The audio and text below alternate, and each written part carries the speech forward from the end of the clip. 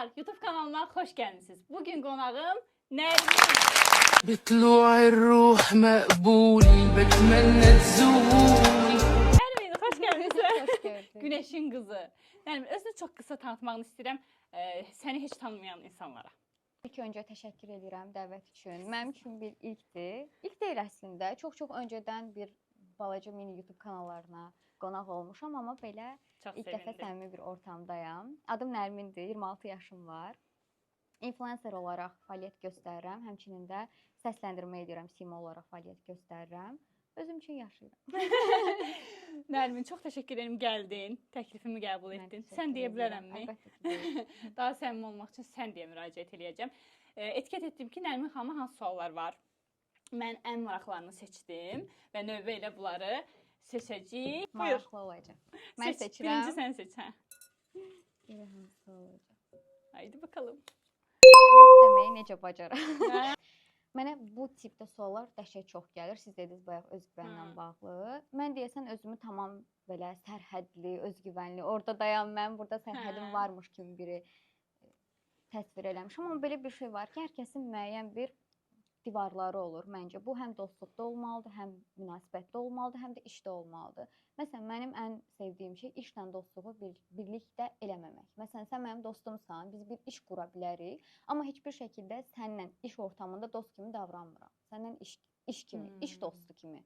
Məsələn, ev yoldaşları ilə də dost olmursan, sadəcə ev yoldaşı olursan, bunların hər birindən başım keçib deyə ona görə bilirəm. Yox deməyi bacarmaq üçün də insanın müəyyən sərhədi olmalı. Sən hansı sahədəsən? Sən iş sahəsindəsənsə, hansı mövzularda yox deməlisən? Sənin prinsiplərin olmalıdır. Sən işləyirsən, evdən yemək gətirirsən. Çöldən gətirən yemək yemirsən.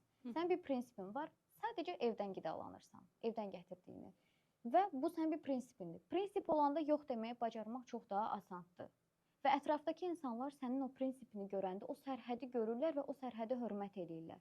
Bunu yaratmaq lazımdır ki, insanlar sənin sərhədini görsün və ona hörmət edirlər. Bir də yox demək, mən sənə baxıram, amma sənin asan olmadığını bilirəm. Hər sahədə belədir, bu münasibətdə də belə olacaq. Sənin sərhədlərini görəcək, başa düşəcək ki, Nərminə bunu desəm, bunu qəbul eləməyəcək. Amma bunu biraz da daha qabarmış ego ilə səhv salmaq olmaz. Hə, yox. Standartlaşmış bir şey olur, hər şey, hə. Nərmin, məsələn, yazmışlar ki, belə özündən razı heç elə xanım deyə, çox səmimi xanımdır. Bir də gəlib stüdiyo, bir də görünürəm. Orada əyilib dipçəyə falan bizə deyir, neynirsən sən qonaqda otur. Keçirəm növbət suala. Sahəni seçməyə necə qərar verdiniz? Yəni influencer olmaq. Bəli, 18 il Salyanda yaşamaq, bilir ki, bizim rayonda çərçivələr biraz sərtdir, düzü hamısında yox. Oradan gəlir bir dənə qəşəng bir qız Bakıya və başlayır influencer olmaq. Neçə yaşından başladın? Məndə biraz qarışıqdır. Məsələlər biraz qarışıqdır. Influencer və bloger olmaq dünyanın ən asan işlərindən biridir. Kimsə deyir, ay mən belə əziyyət çəkdim, bunu burada elədim.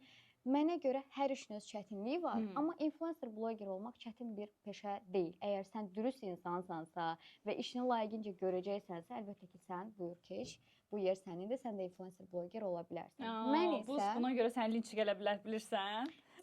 Gələ bilər, problem deyil.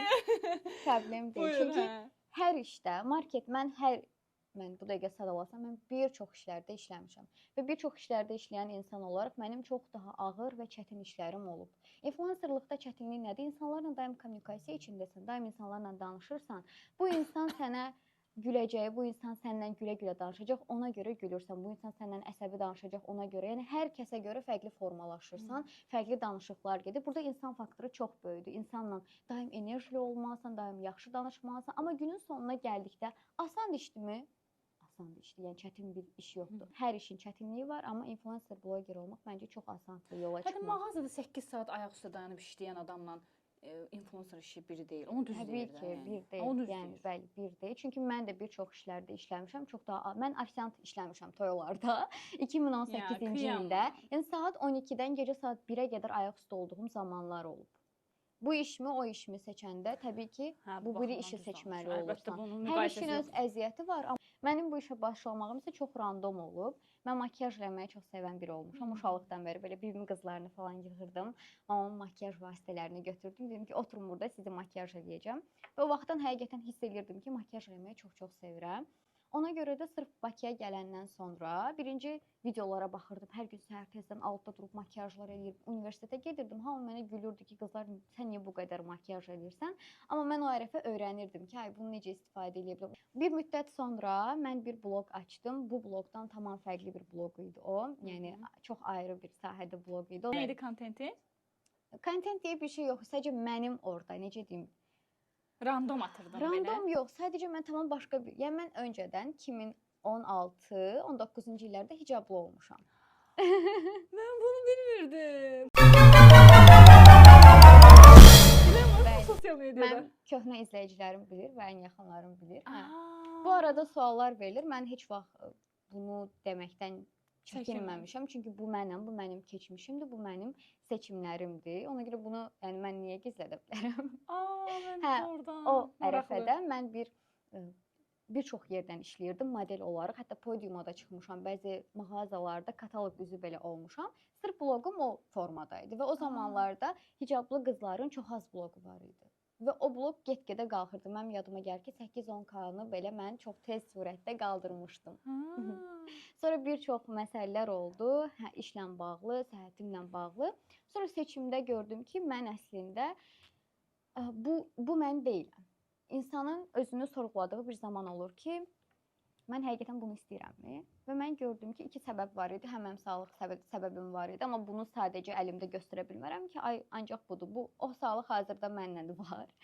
Amma digər tərəfdən də fikirləşəndə psixoloji olaraq və insan hər yaşda böyüyür. O zamanlarda özümü sorğuladığım insanın bir axtarışa çıxdığı zamanlar olur və mən gördüm ki, bu insan mən deyiləm. Sonra səhifəmi bağladım, təbii ki, mən dəyişdim. Ondan sonra səhifə açmadım. Çox uzun bir müddət açmadım. Yəni bu hazırdakı Nərminstanı açmamışdım. Hə, orada ancaq hicablı idi. Hə, orada o video, bağlama videoları, daha sonra çəkildiyim makiyaj belə modeli olmuşdu. Məncə çox izləyicim bilmir bunu.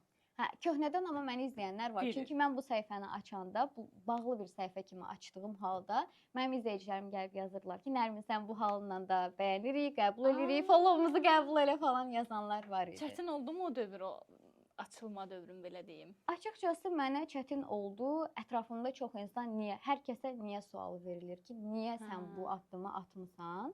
Bu çox normal sualdır, amma mənə görə çox şəxsi sualdır. Mən o sualın cavabını sənə vermək məcburiyyətində deyiləm. Bu mənim həyatımdır. Düzdür. Mənim seçimimdir. Mən özüm bilərəm necə hərəkət edirəm və mənim ailəm və mən. Demək istəyir ki, o niyə sualı verir? Niyə sualı söylədi.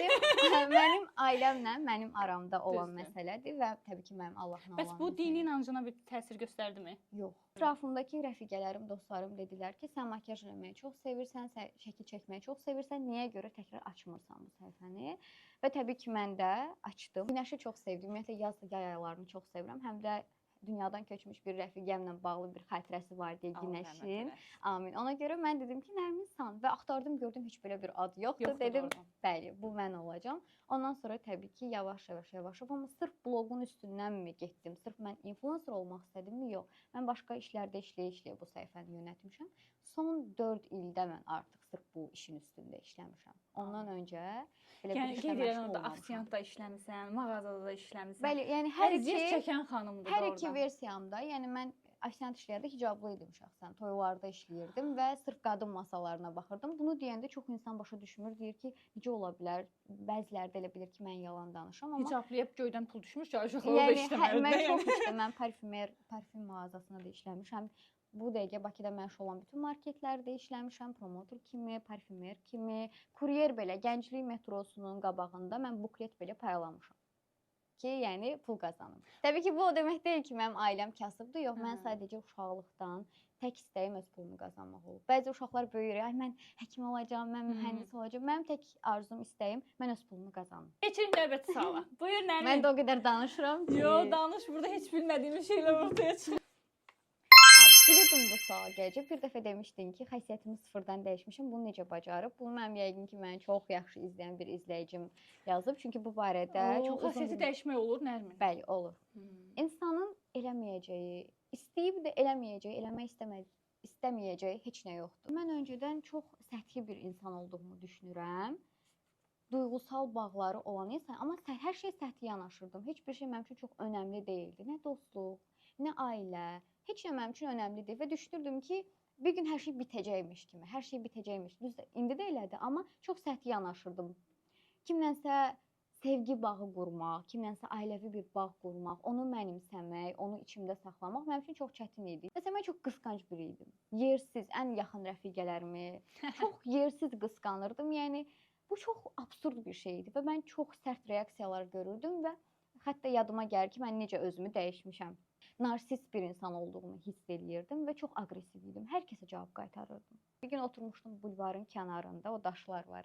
Əvvəllər ora çıxıb getməyi çox sevirdim. O daşlar nə dərdlər dinlədi. İnsanlarla münasibətlərim haqqında özümü fikirləşməyə başladım ki, Nərmin, harda səhv eləyirsən? Özümü çox sorğuladım. Niyə insanlara sərt davrandın? Niyə filan kəsi qısqandın? Niyə iş ortamında ancaq mən dedin? Yəni narsistliyə gəlib çıxır da bu. Hə, bunu düzəltməlisənmiş əslində, düz eləmisən. Bəli, mən bunun üstündə işlədim. İnsan məncə hər kəs öz xasiyyətinin üstündə, öz vərdişlərinin üstündə işləməlidir. Amma indi hazırda məsələn məni sevən insan mənə qarşı səhv eləmədiyi müddətdə mən o insanı itirməməyə çalışıram və o insana maksimum rahatlıq, maksimum komfort yaratmağa çalışıram öz xasiyyətimdə. Rəfiqələri yazın görə düzəldib doğrudan amma xislət dəyişmir də. Pis insansansa pis qalacaqsan. Sən pis ol. Ən son hönkür-hönkür nəyə ağlamısınız? Nəyə ağladın qız? Bugün taksi səhv yerdə düşürdüm, onu ağlayıb. Yox, ağlamamışam. Biraz nadir ağlayan insanım. Düzdür, çox duyğusal, gözlərim dolur bəzi momentlərə. Məsələn, son rəfiqəm nişanında onu belə qəşəng gördüm, gözüm doldu. Aydanı təbrik edirik buradan. Gözüm doldu, amma hönkür-hönkür ağladığım yadıma gəlmir, yalan deyərəm. Mən illərlə ağlaya bilməzdim. Amma indi o bir söz var deyir ki, ayaqqabımın bağını bağlaya bilmirəm. Oturub ağlayıram, amma ayaqqabımın bağını bağlaya bilmədiyim üçün yox. Bəlkə də hardasa başqa şey partlayırsan, ağlayır. Bu çox normaldır. Falan orada. Ona görə yerində reaksiya vermək abartmadan yenə də məncə daha məsləhətlidir. Yəni ağlayın. Bəli. Məncə yəni sıxıb saxlamayın. O çox pis fəsadlara gətirib çıxarır. Bu tamamilə uzun bir mövzudur. Bundan belə günlərlə danışmaq olar. Bəli. Buyurun Nərmin, növbəti sual. Necə bu qədər özgüvənli və öz ayaqları üzərində durmağı bacarıb? Məndə qorxu var. Özgüvənli olmuşam və öz ayaqlarım üzərində dayanmışam. İlk öncə mən bunu bir dəfə TikTokda hansısa postumun altında yazmışdım ki, məndən çox var. Yəni mən tək insan deyiləm ki, öz ayaqlarım üstündə dayanmışam, özümü sıfırdan yaratmışam, qorxmamışam. İnsan heç bilmədiyi duyğunu dadanda ilk öncə qorxur ki, o ona necə bir reaksiya verəcək. Mənim kimi, yəni mən gəlmişəm sıfırdan Bakıya, universitetə. Adicə necə bir qrup yoldaşlarım olacaq, dərslər asan olacaqmı? Sonra təbii ki, mən gələn kimi işləmək istəmişəm. Hansı iş axtaracağım, iş mənə uyacaqmı? İnsanlarla o bağı qura biləcəm, insanlar məni başa düşəcəkmi? Bu çox məni qorxudurdu. Amma belə bir şey var ki, məqsəd. Bizdə həmişə evdə bir mövzu gedirdi və atam deyirdi ki, pul qazanmaq çox çətindir. Siz bilmirsiniz pul necə qazanılır, pul əslində çox əziyyətlə qazanılandır. Bu əslində çox yaxşı deyil. İnsan böyüdükcə onu beynində oturdur, kodlama kimi. Beyninə otur ki, sən deməli çox əziyyət çəkməlisən, sən deməli daşa dəyməlisən, cırmaqlamalısan, sən deməli ki, əziyyətsiz pul qazanmamalısan. Bu yanlışdır. Məncə insanlar hər kəs özü üçün bir olumlama deyildi. Bunu eləməlidir ki, mən çox asan şəkildə pul qazanacağam. Çox asan şəkildə sağlığıma qovuşacağam. Çox asan şəkildə gözəl bir münasibət quracağam. Bunu elə bil özündə olumlamalıdır. Və yavaş-yavaş insanları tanımağa, onlara ayıq uydurmağa çalışırsan və bu yola çıxırsan. Cəsarətli olmaq üçün düşməlisən. Yəni sən dibi də görməlisən. Mən şəxsən ən dibi də görmüşəm. O dibi görmüşəm və bir də baxmışam ki, ətrafıma heç kim yoxdur. Və heç kim yoxdursa sən həyatında kimisə gözləməməlisən ki, gəlib səni xilas eləsin. Sən özün qalxmalısan. Gözlər doldu.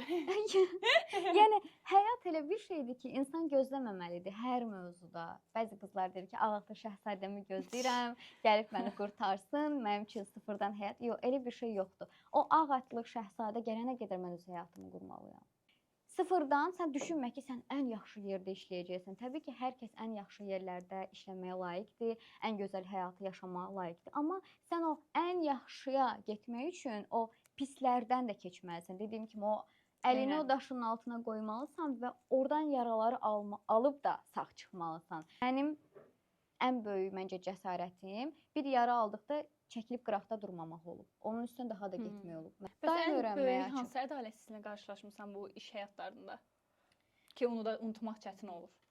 Amma mənim ən böyük ədalətsizlik dostluq dönəmlərimdə yaşadığım olub. Səni tanımayanlar da var. Onlar üçün daha da maraqlı olur. Yeni izləyicilər var məsələn. Onlar üçün heç bilmədikləri şeylərdən danışdın. Bir də mənəm də yeni izləyici olaraq. Hə, sən sual verdin. Rek qoyarıq onu. Keçirəm. Aha, buna cavab verməyə də bilərsən. İlk münasibəti barəsində danışa bilərmi? Bilərsə, neçə yaşında olub və niyə bitirib? Buradan indi durub gedir də sənə var. Gedirəm. Münasibətə qaldıq desə mən Məryəm ana deyiləm. Deyim ay.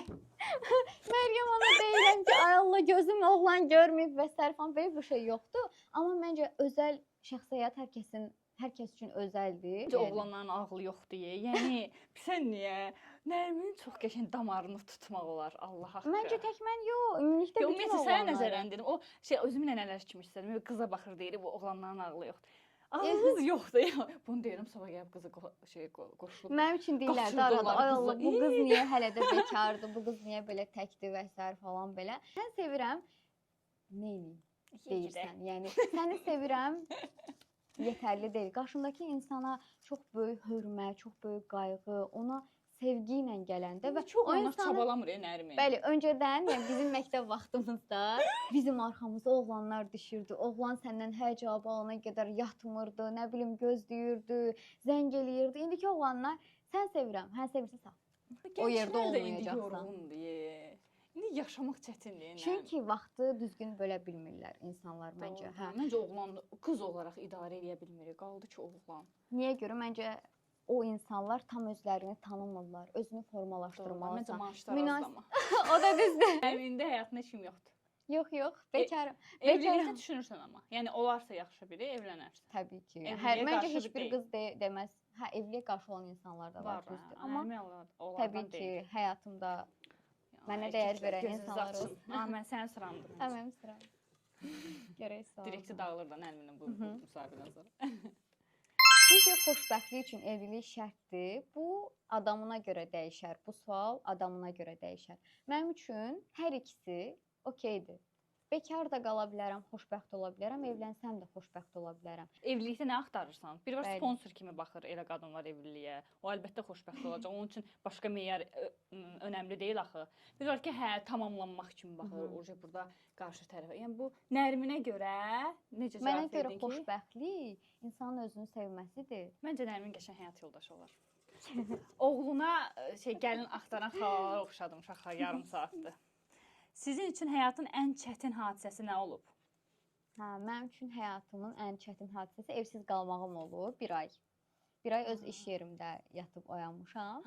Amma Nərmin, nələrdən keçirsən sən? İndi insan bir acılarını bir gülə-gülə danışar. Mənim üçün ən çətin zaman evsiz qalmağım idi. İndi deyə bilərsiniz ki, sən maman, papan yoxdur. Əlbəttə ki, var. Onlar rayonda yaşayır. Mən isə həyatımı burada qurmağı planlayan və ümumiyyətlə istəməsəm də burada artıq həyatım formalaşır. Təbii ki, buradan başqa bir yerə köçsəm də orada formalaşacaq həyatım. Amma sırf burada yaşadığım üçün ev yoldaşlarımla problem yaşadım. Çox böyük bir, daha doğrusu 4 qız qalırdıq. Biri ilə problem yaşadım.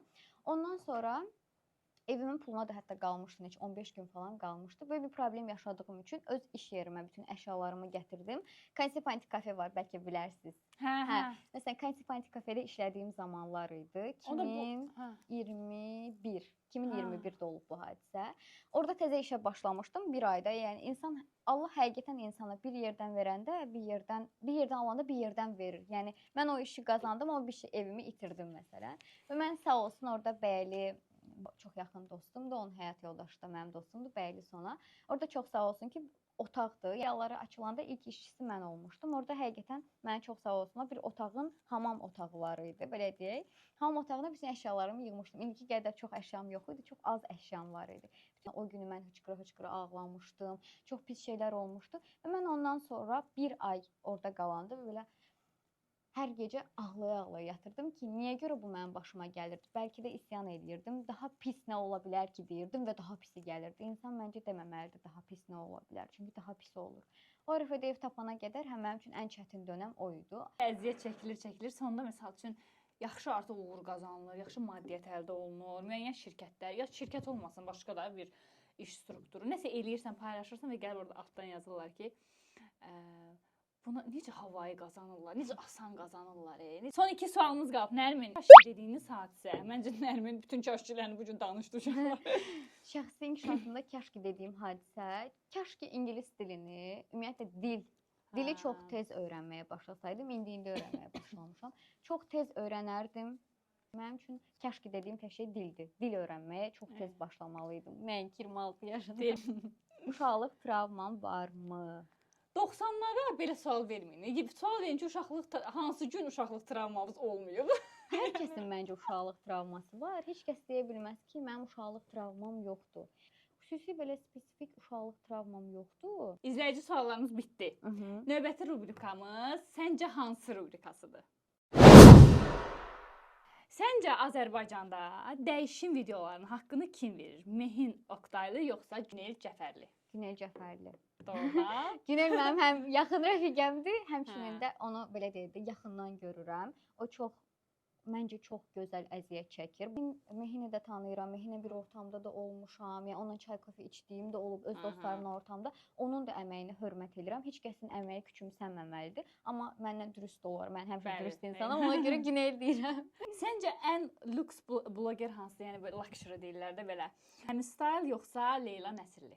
Sadəcə mənə görə lüksluq fərqli bir şeydir. Sən hamının bildiyi bir. Həm məncə mən Leyla Nəsirlini izləyirəm, bir-birimizi izləyirik, amma həm style izləmirəm.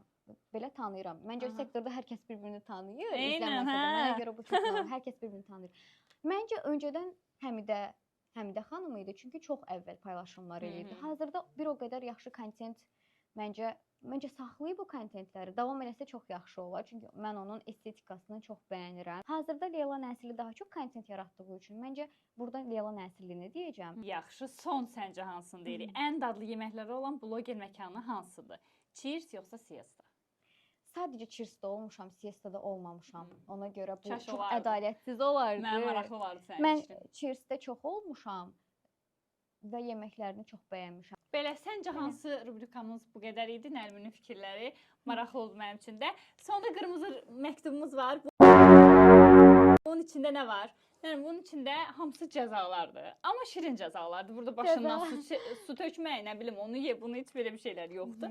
Bunun içindən iki dənəsini seçəcəksən, görmə. İkisini seçib yerinə yetirməlisən. Xahiş edirəm ki, yerinə yetirərdin. Buyur. 1 2. Sonda bunlara baxın, gəlib bunlar nədir seçmədik?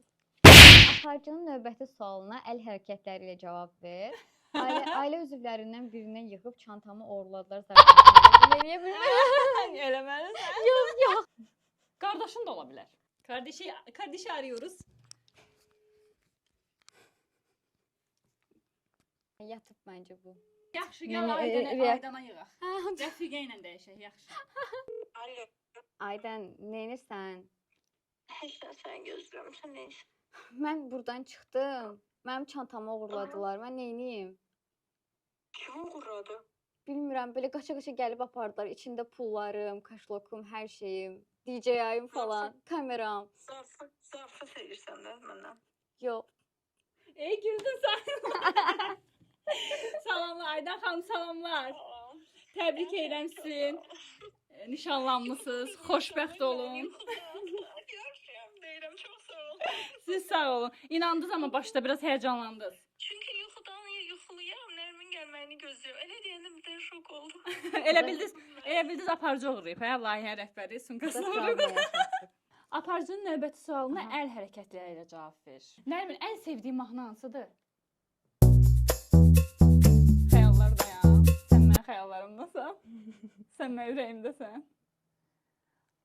Maşın istəyir. Siz mənim ürəyimsiniz.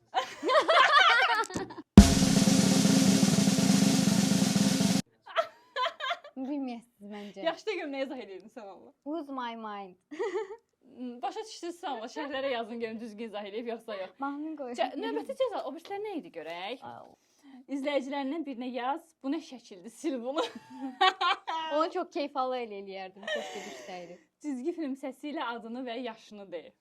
Keşke eləsəydim, elə bir yeteneğim də var. Doğrudan? Onu da elə, yəni bu cəza deyilsən. Salamlar, mənim adım Nərmindir. Sonda belə sağollaşarıq.